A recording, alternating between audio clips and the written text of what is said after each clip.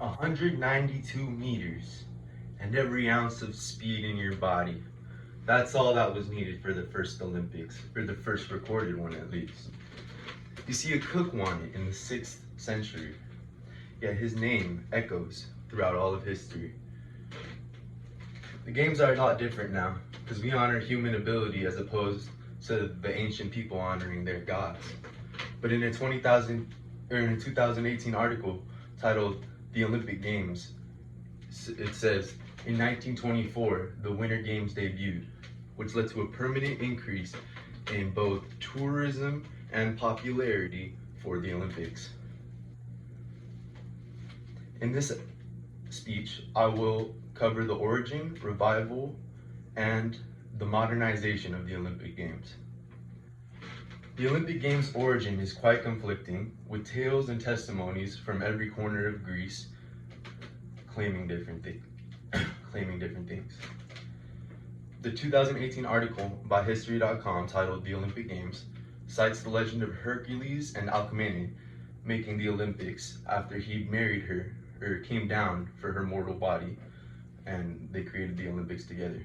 The victor, his name is Corœbus. He was a prince of Phrygia, son of King Medon, and he is said to have helped the legendary Troy in the Battle of the Trojan War over Helen's impeccable beauty. And even back before history was recorded, the games were often bringing international attention. They were said to have been the most popular thing by the 6th century. Their unit of measurement was not years, it was Olympiads, because the Olympics took place every 4 years. It was such a definite, such a proud, such a national, international, a worldly thing for them. It was used to measure time. The truth to its beginnings were lost, however. The complete history of the Olympics is nearly the history of the world itself. For example, the one singular event that was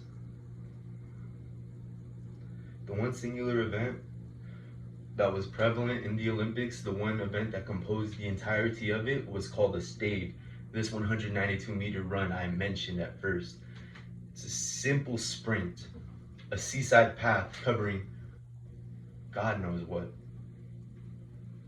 And yet, that's what it took for victors to claim glory beyond anyone's means.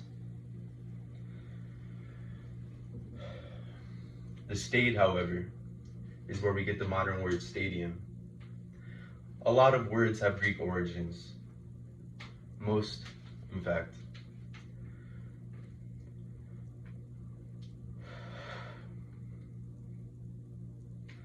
According to the Britannica's 1998 article, "The Olympic Games," the Olympiad was used as a form of time measurement by not only scholars now, but ancient people. It was used as such a measurement because not only was the Olympics spaced out every 4 years, but there was such an increase in tourism revenue. People would move, there would be immigration, migration, emigration, all of it. The Olympics caused such a change in the natural environment, the way their world played out, that it literally reshaped the civilization. From the Olympics' mysterious origins, though, we have a well-documented revival. This revival was not easy, though, as in the end of the 1980s, there was multiple wars across multiple different continents coming to an end. In an article on Olympics.com titled "Athens, 1896, it shows the joint efforts of 14 nations held the first Olympics in the modern era. Now you may be wondering, after 1500 years, why revive the games now? After war, famine, disease, why? What's to celebrate?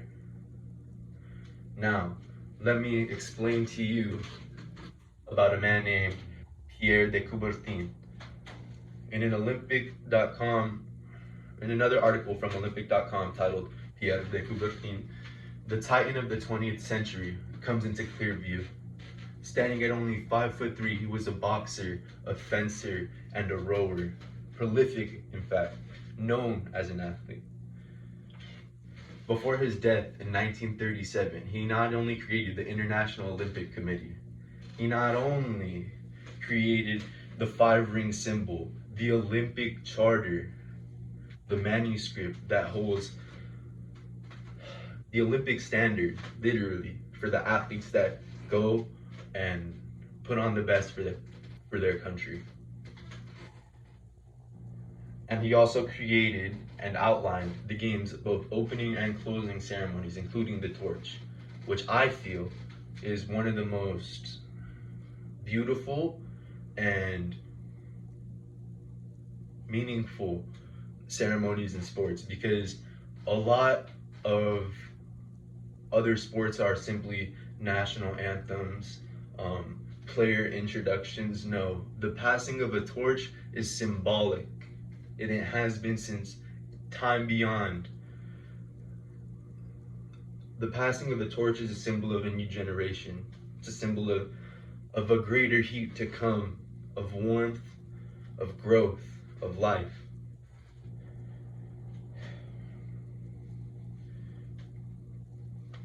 Since you now know about the game's revival, I'll explain to you the effects they've had on not only the sports world, but the world itself.